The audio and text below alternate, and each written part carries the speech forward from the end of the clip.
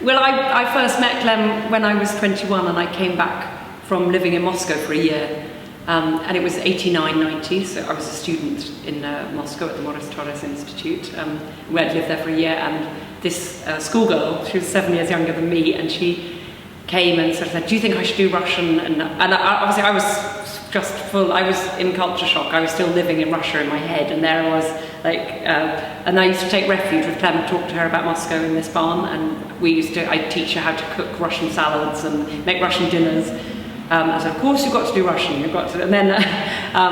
then when the time came that she actually went to university and then went to Russia for the first time, I introduced her to my friends, so my Moscow friends, and so we could sort of pass our friends between each other, because it was often quite tricky to, the early 90s, it was quite hard to organise going, quite expensive to go, so we would sort of pass the baton between each other and keep the thread of communication between our Russian families. What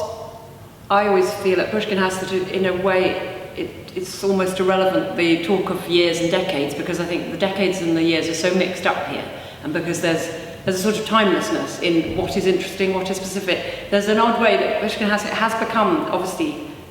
very kind of, in lots of ways, succeeded in becoming quite hip, quite actual. People want to come here, and at the same time, it's beyond all the kind of hip and trendiness, and there's something very strong that I feel here, and in terms of sort of what decade, you could come different nights of the week and you'll be immersed in the 1920s or the 1880s or the 1950s, and I suppose Russia has so many worlds. Every decade in Russia is another enormous world culturally, and so I sort of feel like there's so much to draw on and to keep looking at,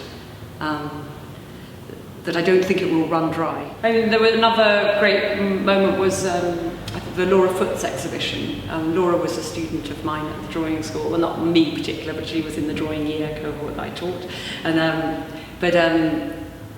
that was an example where really things came together. Someone who was an enthusiast about Russian culture, had never been to Russia, and yet produced this work that really spoke not only to the book, the Master and Margarita, that she basically was working from and inspired by, but also to the specifics of place and that kind of imaginative leap to another place. And that, I think the way that she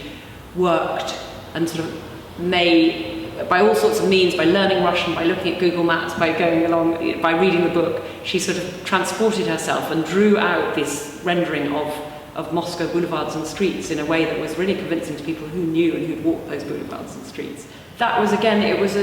was another sort of example of the quality of this organisation, in that it was, because it is independent, there's not too much bureaucracy, there's not too much ticking boxes or having to fill in arts forms. There's something that where in small independent organisations, when you are reliant on just a kind of judgment or an instinct of, and this was, there was an instinct here of Laura and Clem, the director, who came together and just had a hunch and together decided to do this show about Master and Margarita, and it was very much working in the dark, and yet it was a complete success, and it was a kind of thing where just a small instinct and trusting an unknown,